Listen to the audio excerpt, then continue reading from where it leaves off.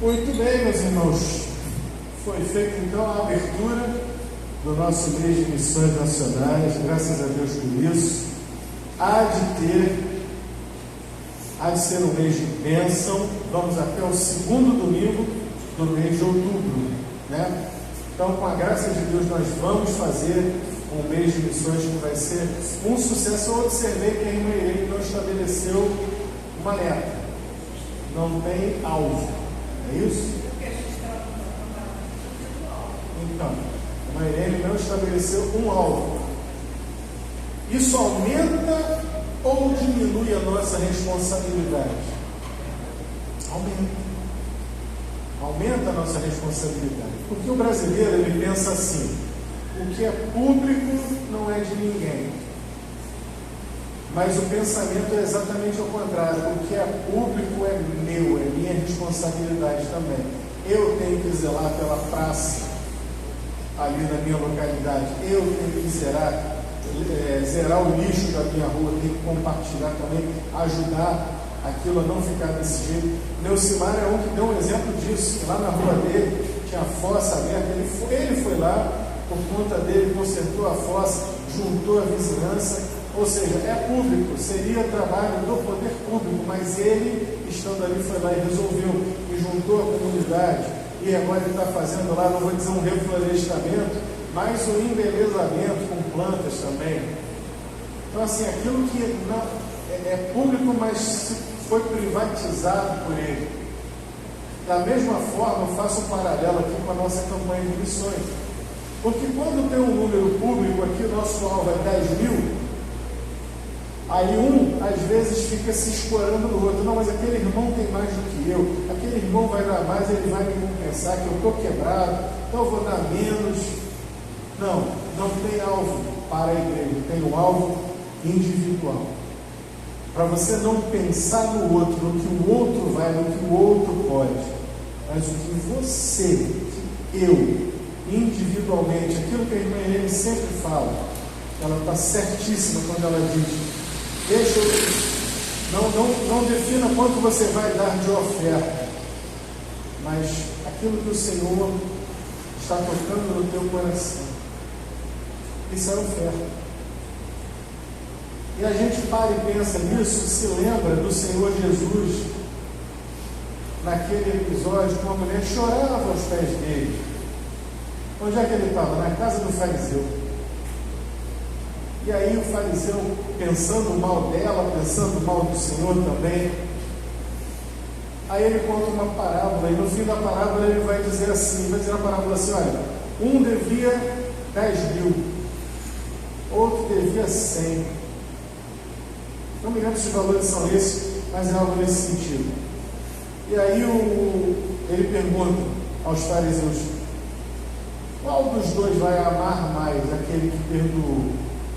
Eles vão dizer: aquele a quem foi perdoado mais vai amar mais, aquele que foi perdoado uma dívida maior vai ser mais feliz e vai amar mais aquele que o perdoou. A nossa oferta está ligada por aí também. Você tem noção do quanto você é perdoado e amado por Deus? Nós somos um país, como diz o pastor Fernando Brandão, nós somos um país que temos o DNA, os batistas têm o DNA missionário. E quando ele diz isso, ele está certo, porque nós fomos alvos de missões. Se hoje nós temos uma igreja batista nessa localidade, aliás, temos várias aqui no nosso bairro, é porque um dia Deus mandou missionários americanos para cá para falar do Evangelho da Graça de Cristo neste país onde não havia trabalho batista, onde na verdade só existia uma igreja evangélica, se não me engano, antes dos batistas, que era a Congregacional. Era um campo branco para a ceifa. E os missionários americanos, atendendo o chamado do Espírito, vieram e fizeram essa grande obra que está aí até hoje. Eu tenho falado todos os cultos da manhã, ultimamente, sobre um tema, a palavra de Deus, e hoje não vai ser diferente. Aproveitando a campanha de missões, aproveitando essa questão do nosso DNA missionário, a nossa palavra de hoje sobre a palavra de Deus é a seguinte: a palavra de Deus é extremamente prática. A palavra de Deus, ela é prática, e tem muita gente que acha que a palavra de Deus não é nem sequer praticável. Não, isso aqui não dá para mim, não dá para eu praticar. Ela é para praticar, ela é para ser seguida, ela é para ser guardada no seu coração, sim, mas também para chegar à sua boca e fluir como rios de água viva. Ela é apta para transformar um ladrão em um pregador, um homicida em um pregador. Ela é apta a transformar uma vida que nenhum outro poder sobre a face da terra poderia transformar. Vamos abrir Filipenses capítulo 4, a nossa Bíblia. Quantos irmãos abrem aí Filipenses no capítulo 4? Eu vou dar uma lembrada aqui. Eu estou aproveitando, estou bebendo das águas daquilo que o pastor Fernando pregou na terça-feira, mas com um approach um pouco diferente. Atos capítulo 16 nos mostra o que aconteceu para que Paulo fosse a Filipos, a essa cidade aqui dos Filipenses. Em Atos 16, Paulo estava lá no meio da sua segunda viagem missionária, quando não mais de repente ele sonha com um homem macedônio. Macedônia era uma região dominada pelos romanos, ali na Ásia Menor, e ali Paulo tem um sonho com um varão macedônio, e aquele homem dizia assim: passa a Macedônia e ajuda-nos, venha a Macedônia, nos ajuda.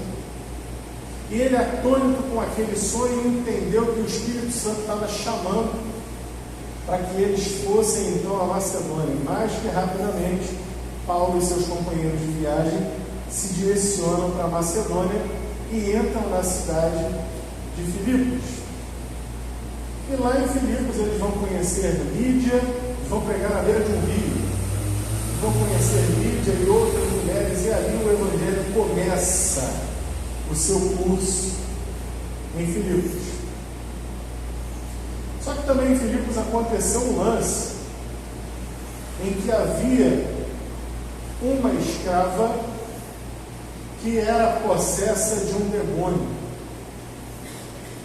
E quando Paulo e seus companheiros andavam pela rua, aquela escrava endemoniada com espírito de adivinhação, ela ia gritando atrás deles, dando spoiler, né? Esses homens trazem a salvação, trazem a verdadeira palavra da salvação. Até que Paulo, a certa altura, já não aguentando mais aquilo, no poder do Espírito Santo de Deus, Paulo vira-se para ela e expulsa aquele demônio. Sai dela em nome de Jesus. E quando o nome de Jesus é invocado, o que o demônio faz? Não tem outro caminho, ele vai sair. Ele vai sair. E fica aqui até uma pausa aqui na nossa mensagem, um parênteses, que tem muito crente por aí, espero que aqui não, mas por aí, tem crente que tem medo do tinhoso, do coisa ruim, do sete pés, do gramunhão, e fica, só falta fazer assim: Deus me livre. Pois é, você não precisa ter medo de Satanás, porque lá em Marcos capítulo 16, versículo 17, diz assim: estes sinais seguirão os que crerem em meu nome. A primeira coisa, em meu nome expulsarão demônios. Então você não precisa ter medo de Satanás. Lucas capítulo 10, versículo 19, quando ele envia os 70, ele vai dizer, Lucas capítulo 10, versículo 19: eis aí vos tenho dado autoridade para pisar de serpentes e escorpiões, e sobre todo o poder do inimigo, e nada absolutamente vos fará dano algum. Acabou com o Satanás. E Paulo, sabedor disso, vira-se e expulsa aquele demônio. Só que, infelizmente, onde tem o ser humano, onde há miséria humana, sempre tem alguém para explorar a miséria. É impressionante como o pecado e a queda trabalham no coração do homem. Onde tem miséria, tem alguém para explorar a miséria. E aquela pobre daquela mulher, não bastasse ter um demônio na vida dela, não bastasse ser escrava, era uma escrava que era explorada pelos seus donos, pelos seus, abre aspas, dons de adivinhação. E adivinha quem não gostou nada disso? Aqueles que lucravam. E eles foram se queixar, lá em Filipos isso, foram se queixar com as autoridades. Olha aqui, esses homens trazem essa mensagem aí, que não é daqui, que é um negócio esquisito. E aí estão transtornando a cidade. As autoridades passam a mão em Paulo, Silas e a galera, levam, não perguntam nada, açoitam e os prendem no cárcere interior. E aí acontece todo aquele movimento lá dentro do cárcere, eles louvam, há um terremoto, há a salvação ali daquele carcereiro, você sabe a história, creia no Senhor Jesus e serás salvo, tu e toda a tua casa, há uma conversão dele, da família dele, batismo, e no dia seguinte, as autoridades, satisfeitas porque já tinham dado o tratamento que julgavam necessário, dizem para Paulo e Silas: olha, pode ir embora. Aí Paulo diz: não, senhor, assim que a banda toca, não. Nós somos varões romanos, é lícito vocês aplicarem chibata na gente sem o devido processo legal. Aí ficou aquele climão e eles gentilmente pediram para que Paulo e seus companheiros saíssem de Filipos. E Paulo sai daquela cidade. Talvez ele tenha voltado na terceira viagem missionária, não é muito certo, não podemos afirmar, mas aparentemente ele voltou lá. Mas ainda assim ali havia nascido uma igreja. Paulo deixou ali uma semente preciosa. E depois ele tem essa oportunidade, ele tira esse tempo, e Paulo só se metia em confusão. O homem, quando escreveu essa carta, ele estava onde? Na prisão.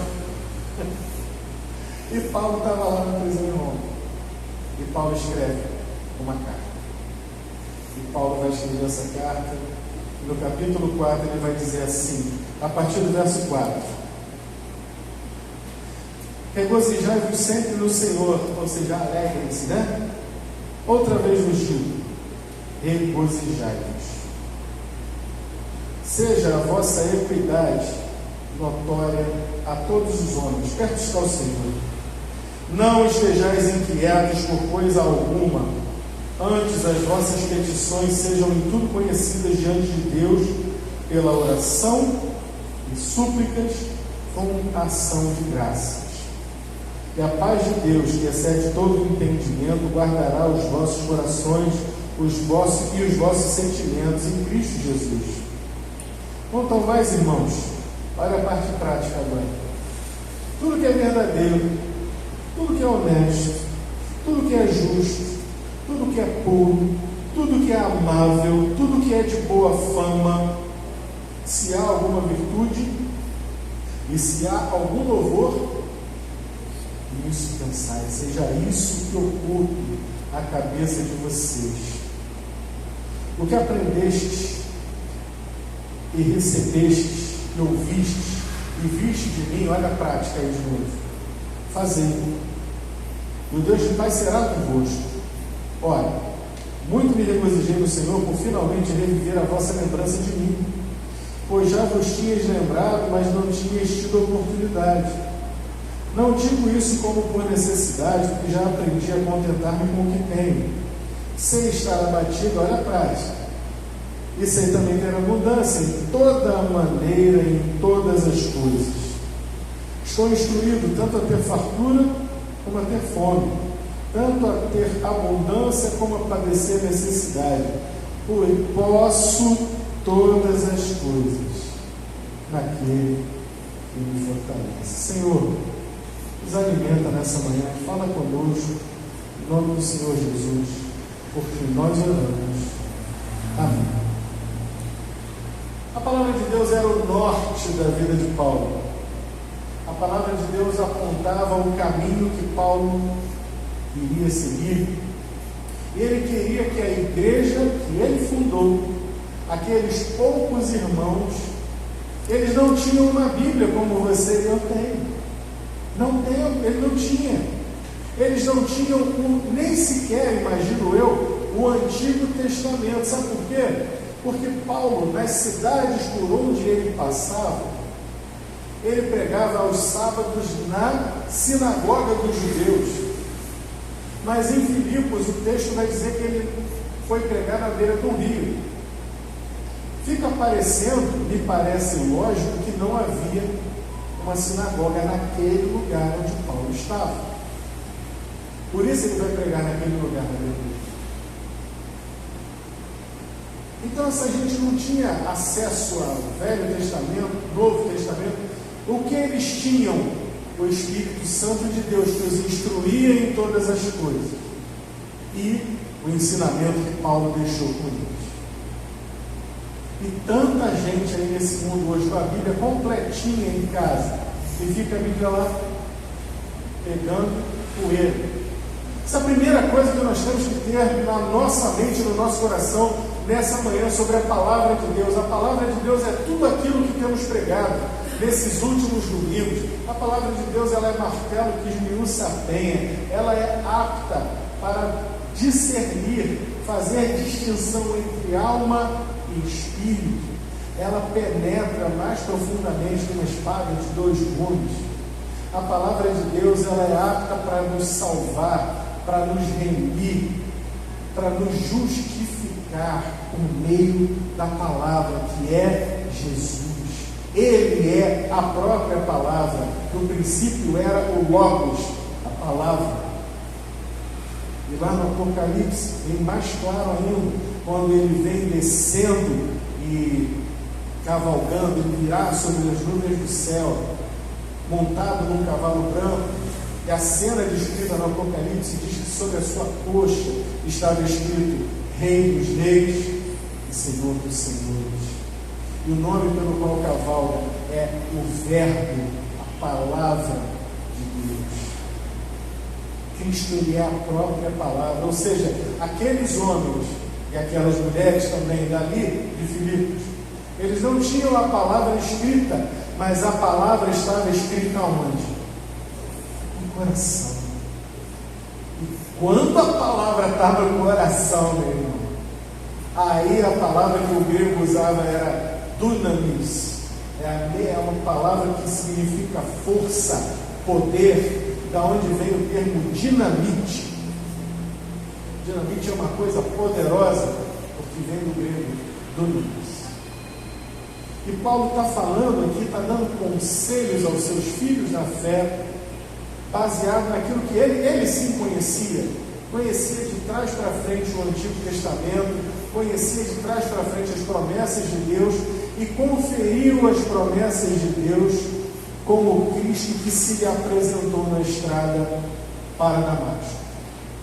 Ele estava convicto, convencido de que Jesus Cristo era o Messias dos judeus, e ele foi levado por este Cristo justamente para os gentios. A obra que Deus faz é tão diferente daquilo que a gente pensa. A gente pensou, homem judeu de judeus. Ele mesmo diz, sou fariseu de fariseus.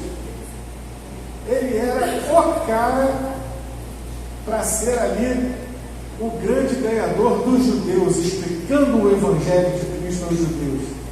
Mas vem Cristo, o dono da igreja, e diz, não, Você não vai trabalhar para os judeus, não. Você vai trabalhar com os gentios. Ele vai aos gentios. Que coisa!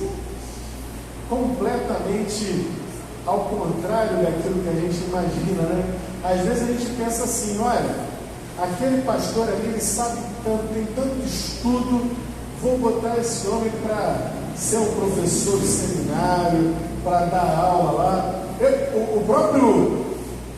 O próprio reitor do meu seminário, o pastor Leandro, que homem sábio, inteligente, estudado. Não dá para dizer a profundidade do conhecimento bíblico, teológico que esse homem tem. Durante muitos anos ele trabalhou na área secular. Ele era diretor do Senai. Já na faixa dos seus 50 anos, Deus o chama para o ministério. E você pensa, bom, esse homem com tanto estudo, tão estudioso, vamos botar esse homem aonde? De repente, numa igreja na Zona Sul, numa igreja grande, por aí pelo Brasil. Deus o chama para ser pastor da Igreja Batista na Vila do João, ali na Maré, no Complexo da Maré. Assim como Deus escolheu, olha, Paulo não vai para os judeus, Paulo vai para os gentios. Deus faz isso. Deus faz essas coisas. Deus escolheu as coisas fracas para confundir as fortes. Deus escolhe as coisas loucas para confundir as coisas sábias. Deus escolhe as coisas que não são para confundir as que são, e que dizer daquelas que acham que são, né? Então Paulo vai aos gentios e sai de lá dessa maneira, convidado gentilmente a sair dali. E você acha que Paulo ficava magoado, chateado, entristecido, aborrecido, fazia biquinho? Não, pelo contrário, vimos que ele apanhou de chibata e louvava. Louvava porque estava sendo digno de sofrer pelo nome do Senhor Jesus. Ah, meus irmãos, a diferença entre a igreja que conhecemos em Atos e a igreja que vemos hoje. A diferença entre a igreja que lemos lá nos livros de história da igreja, lá do primeiro século, da irmã Blandina, das irmãs Perpétua e Felicidade, que sofreram literalmente o pão que o César de Roma amassou. Sofreram por amor do Evangelho. Hebreus capítulo 11 dá aqui uma dica, né? Mostrando que era uma gente que não era, do qual o mundo não era digno. E Paulo vai dizer para os irmãos, ele já abre esse texto que nós lemos aqui, no versículo 4, dizendo: regozijai-vos sempre no Senhor, alegrem-se no Senhor. Mas em meio à perseguição, em meio à luta, em meio à dificuldade, e ele repete: outra vez vos digo, regozijai-vos. Ou Cristo é suficiente ou não é, pela palavra. Ele vai dar conselhos práticos daquilo que ele aprendeu na palavra. Regozijai-vos, seja a vossa equidade. Equidade é isso aqui, ó, é não fazer distinção de pessoas, sejam todos iguais entre vós. Não haja aquele que acha que é o dono da igreja. Cristo odeia isso. Vou repetir: Cristo odeia donos de igreja. Como é que se afirma isso, pastor? Uma das cartas do Apocalipse, que o Senhor diz: tenho, porém, a teu favor que odeias as obras dos nicolaítas, as quais eu também aborreço. O nicolaíta é o dono da igreja, é aquele que diz assim: isso aqui sou eu que vou organizar, sou eu que mando aqui. E pelo amor de Deus, irmã Irene, graças a Deus aqui eu não vejo isso, mas por aí tem umas igrejas que a gente conhece que tem dono. Quando o dono não é o pastor e a família do pastor, tem algum diácono e a família do diácono, ou algum irmão fundador, tem sempre o dono. Sempre algum que quer estar por cima da carne seca, quer dar a última palavra, que quer dizer que não, quer, olha só, eu não concordo, senão eu vou embora, enfim. Paulo está dizendo, seja a vossa equidade. Gente, tem coisa mais batista do que dizer, seja a vossa equidade, conhecida por todos. Sabe o que é equidade? Essa coisa da gente ser assim, igual. É o que a gente chama aqui no nosso processo batista, eclesiológico, é aquilo que a gente chama de democracia.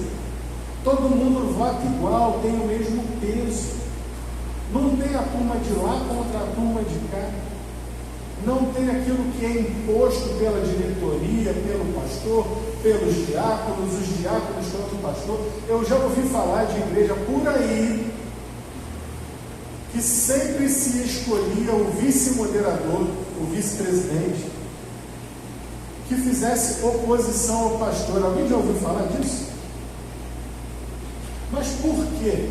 Não, porque aí senão o pastor fica só ali, e aí a gente tem que ter sempre um contraponto. Gente, igreja não é para ter contraponto, é para caminharmos juntos. É isso que Paulo está ensinando. Todos iguais. Lá na frente, uma outra carta, ele já vai dizer, se não me engano, não sei, não vou chutar, numa das cartas de Paulo, ele vai dizer também de duas irmãs que estavam se estranhando, Evódia e Sintique. Ele vai pedir aos irmãos que intervenham. Rogo a Evódia e Sintique que sintam o mesmo do Senhor. E pede a ajuda dos irmãos para equilibrar ali aquele desentendimento. Igreja não é lugar de desavença, desentendimento, confusão. Nosso Deus não é um Deus de confusão. Paulo está ensinando isso. Ele vai falar também sobre aquilo que a gente quer, que a gente não deve estar inquieto. Nem isso deve ser motivo de inquietude, mas que devemos clamar, buscar ao Senhor em oração as nossas petições, e a paz de Deus, que excede todo entendimento, guardará os corações. O que Paulo quer dizer com isso? Paulo quer dizer o seguinte: uma necessidade, e isso eu tenho que aprender na minha vida, você na sua e nós na nossa como igreja. Uma necessidade, por legítima que seja, ela não pode, repito, ela não pode, o que tratamos aqui como igreja, gerar confusão. Ah, mas eu falei que tinha que ter feito isso, eu falei que precisava ter feito. Calma, o que precisamos? Estamos precisando dessa solução. Vamos lá. Vamos organizar. Oramos, entregamos a Deus. Deus vai dar a solução. E o que ele diz aqui é que a paz de Deus guardará os nossos corações. Sabe o que isso significa? Que confiaremos que Deus estará dando uma solução para aquela situação e não nós.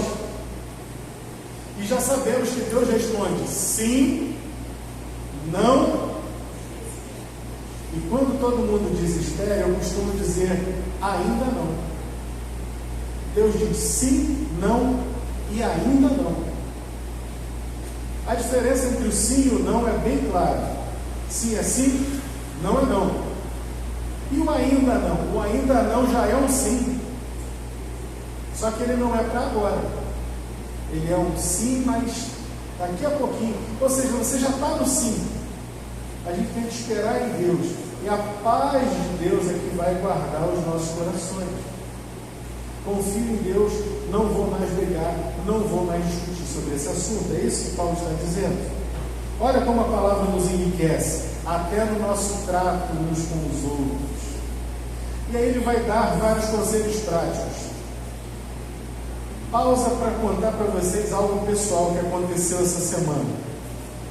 Vocês sabem que a minha filha tem 5 anos. E quando a minha filha quer assistir alguma coisa, quando a Heleninha quer assistir alguma coisa na televisão, no tabletzinho dela, alguma coisa assim, a gente está sempre, de olho. É cara crachá para ver se aquilo ali, primeiro, está adequado para a idade dela. Segundo, se mesmo estando adequado, tem alguma coisa que não deve ser vista.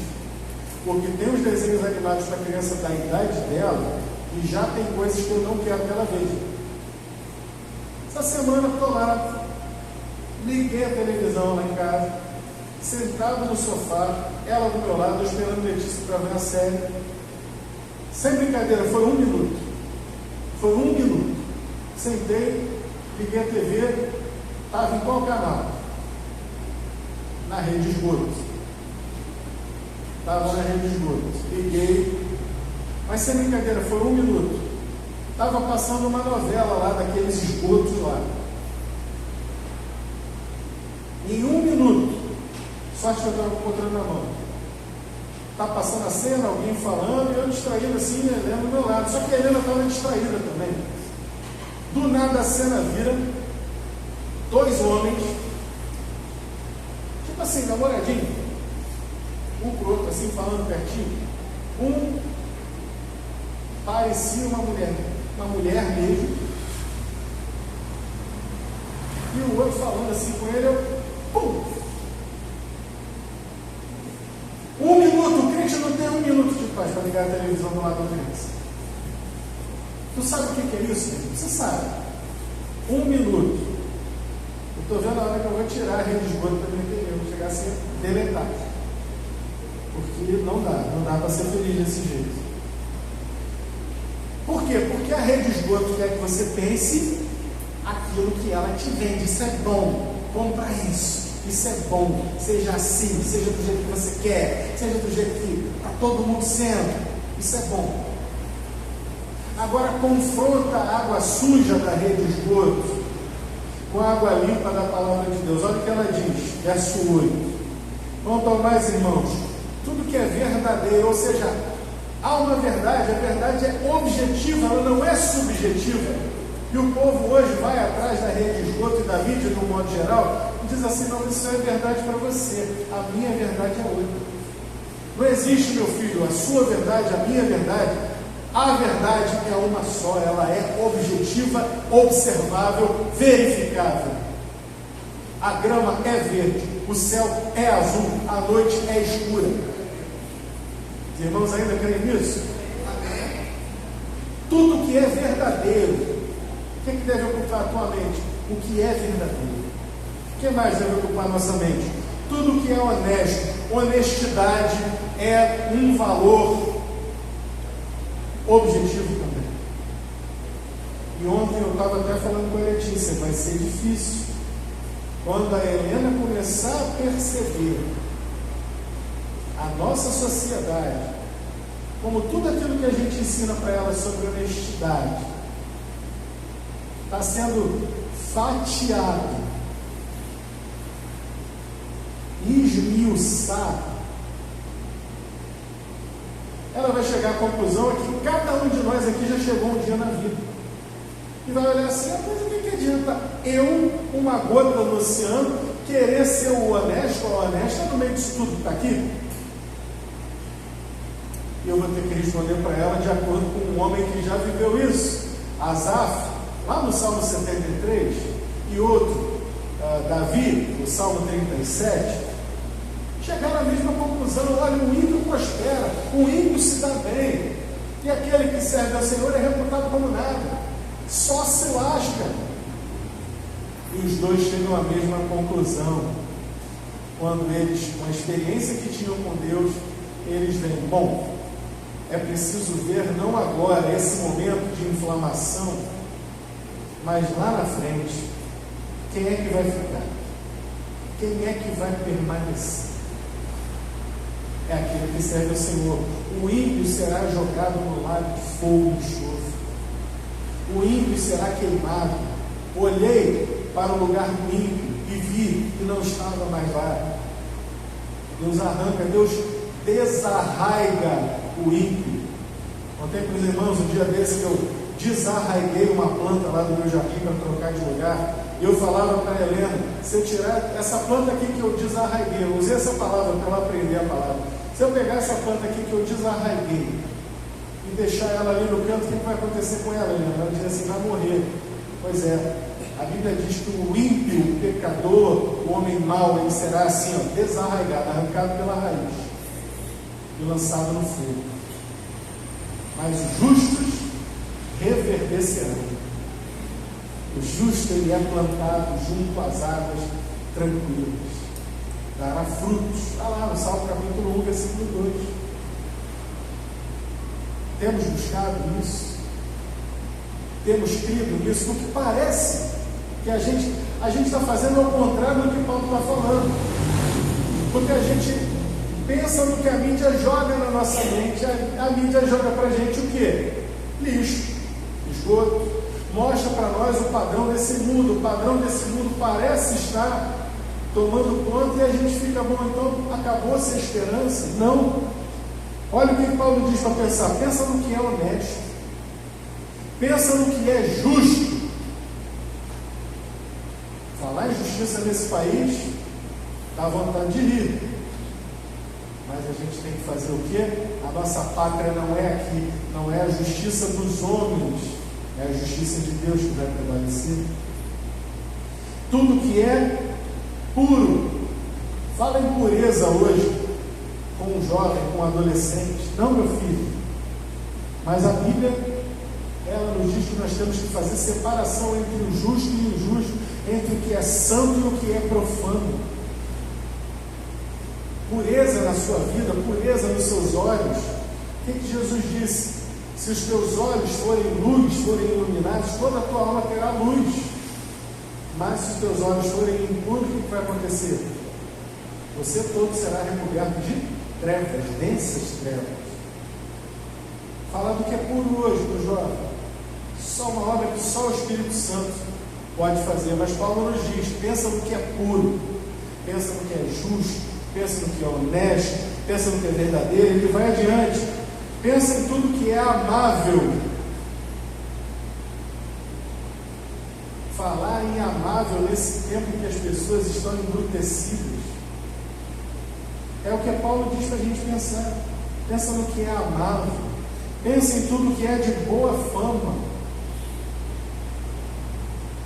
Que é de boa fama. Você já parou para pensar nessas coisas, nessas dicas práticas que Paulo está nos dando? Paulo está dizendo o seguinte: tira a tua cabeça, tira a tua mente todo esse lixo que está sendo jogado nela, pelos filmes, pelas séries, pelos telejornais, pelo Tino Júnior, pelo Datena, pelo William Bonner. Não enche a tua cabeça com esse negócio, enche com a palavra de Deus. E ele vai além: se há alguma virtude e algum louvor, é nisso que a gente tem que pensar. Há virtude nas novelas da Rede Esgoto? Nunca houve, mas ultimamente tem que esgotar o esgoto. Há virtude alguma coisa? Acho que a única coisa boa de telejornal, que eu nem sei se existe mais, tinha um jornal na Rede TV que se chamava Good News. Não sei se existe ainda o Good News. Só dava notícia boa. Que coisa boa, um jornal interessante. Você quer ver alguma coisa boa, útil para a tua vida? Assiste, bota para gravar ou vê depois na internet, que está bem na hora da igreja. Vê o Globo Rural. Globo Rural ainda existe? Existe. Globo Rural é bom. Globo Rural mostra coisa produtiva, mostra coisa legal, mostra gente que quer avançar, que quer trabalhar, que cuida bem dos animais, das plantas, que tem ligação com a natureza. Isso é coisa boa para a gente pensar. Não é pensar, olha lá, 350 mortos, e ali entrou lá o ministro da Justiça sem colete, sem nada, e foi, pá. Não, tira isso da cabeça, em nome de Jesus. Mais importante, o que aprendestes e recebestes e ouvistes de mim, isso fazei. Olha a prática aí. É para a gente praticar. A palavra de Deus é para a gente ouvir e praticar.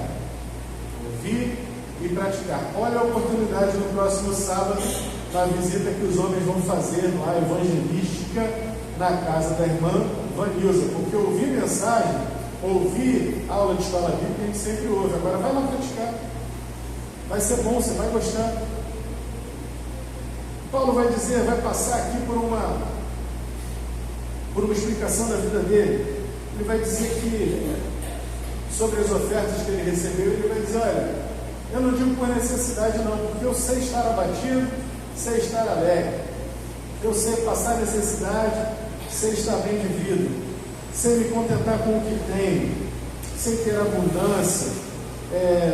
Para mim, fome e abundância, passar necessidade, tanto faz, porque o que era a base da sua alegria e do seu contentamento?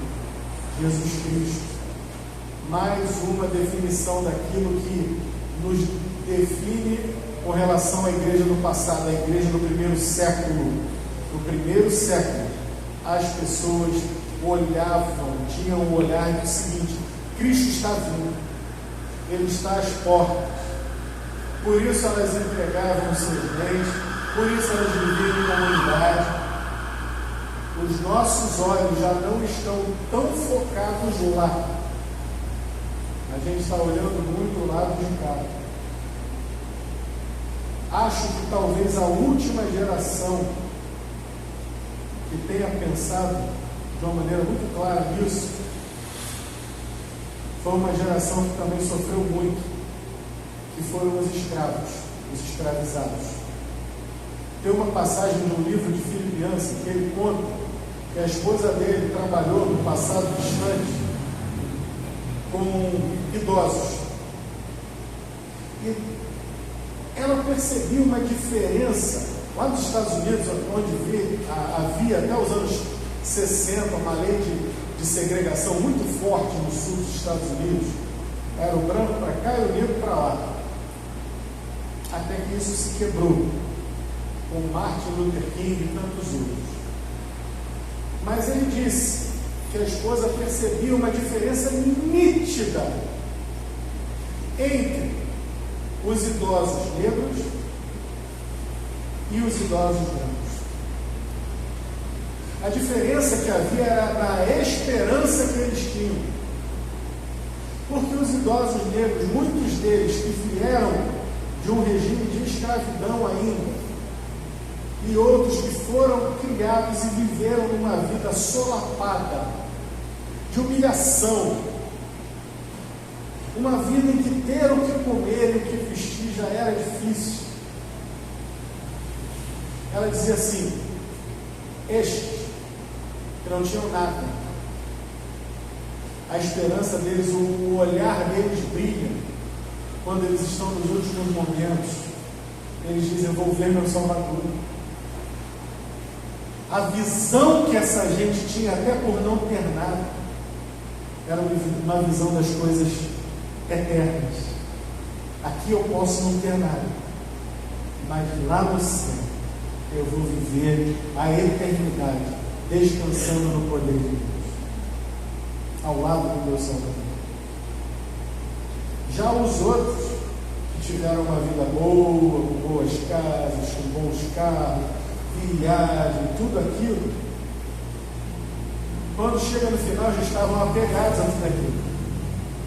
Aí ficava naquela: sujeito crente, viveu a vida na igreja, mas eu não quero morrer, ainda tenho muito o que fazer, minha filha, minha esposa. Basta você ver qualquer filme americano que retrate uma igreja, uma comunidade negra, e você vê como é que é a igreja dos brancos. Que alegria esse dia. A igreja dos negros é aquela coisa, né? O espírito tal, e canta aquele. Por quê? Formou-se uma cultura de esperança num povo que não tinha esperança. Aqueles que tinham a sua esperança colocada no que é material, quando chega no final, vem: caramba, eu não vou levar nada, eu não vou aproveitar nada, trabalhei tanto para construir todo esse patrimônio, e agora? O que fica para mim? Paulo escolheu a melhor parte. Ele diz: olha, quer saber? Para mim tanto faz fome, nudez, perigo, espada ou qualquer outra criatura, nada poderá me afastar do amor de Deus. Ou como ele diz aqui: sem estar abatido, sem também ter abundância em toda maneira, em todas as coisas. Estou instruído tanto a ter fartura como a ter fome, tanto a ter abundância como a ter necessidade. Posso todas as coisas, o bem, o mal, a dificuldade, a vida boa. Posso todas as coisas naquele que me fortalece. Meus irmãos, a palavra de Deus, ela precisa estar no nosso coração, mas fincada lá de tal forma que nenhum vento nos abale, que nenhum vento, que nenhuma necessidade abale a nossa fé. Eu sei que o meu Redentor vive e por fim se levantará sobre a terra. Você pode dizer amém? Eu sei que o meu Redentor vive. Eu sei. Não vai ser fome, perigo, espada, necessidade, nada vai me afastar do amor de Cristo. Não é porque eu estou nessa pindaíba, nesse sufoco, nesse momento, que o meu Redentor não vive, que Ele não se lembra de mim. Não é porque eu levei chibatada nas costas, fui jogado no fundo da masmorra, que eu vou deixar de louvar. Palavra de Deus, essa mensagem de esperança que missões nacionais estão levando aos índios, estão levando aos romeiros, estão levando aos que não ouvem falar de Cristo, aos que não conhecem a Cristo. Essa palavra, ela só vai chegar lá e fazer diferença lá na ponta, se ela primeiro estiver cravada nos nossos corações. E se a gente puder dizer assim: olha, faça de Jesus o Senhor da tua vida. E o cara vai te perguntar: e por quê? Porque Ele é o Senhor da minha vida. Porque Ele fez a diferença na minha vida. Porque eu praticava isso. E eu deixei de praticar e agora eu pratico. Vocês tinham que ter estado lá na terça-feira, ouvido as histórias que nós ouvimos, de um sujeito que chegava em casa, os filhos corriam dele, que já sabiam que ia entrar na lenha. E aquele homem se converteu. E é uma bênção não só na sua família, na sua comunidade. Vocês precisavam ouvir essa história. Mas irmã Irene verá muitos vídeos aí ao longo do mês de missões. Vocês vão ver. Mas sabe o que acontece? Cristo só vai fazer diferença lá na ponta se nós pensarmos no que é verdadeiro, no que é honesto, no que é justo, no que é puro, no que é amável. Se nós botarmos em prática, como diz o versículo 9, aquilo que nós aprendemos, colocarmos também em prática. Prática nas nossas ofertas, prática nas nossas orações, práticas indo, vai lá no sábado com o Paulo, com os homens da igreja, colocar os nossos joelhos em pé, as nossas mãos a serviço do Senhor. A palavra de Deus, ela é extremamente prática. Que seja uma semana de praticar a palavra, e não sermos apenas ouvintes dessa palavra. Senhor, eis aí a tua palavra pregada. Eu quero pedir a tua bênção para que nós possamos verdadeiramente praticá-la, em nome do Senhor Jesus. Amém.